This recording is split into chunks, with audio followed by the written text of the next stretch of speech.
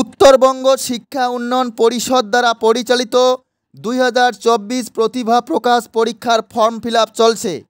এই পরীক্ষায় pre primary থেকে চতুর্থ শ্রেণী পর্যন্ত ছাত্রছাত্রীরা বসতে পারবে।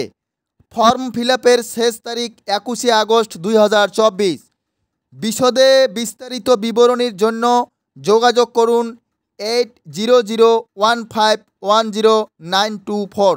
আবারও বলছি 8001510924।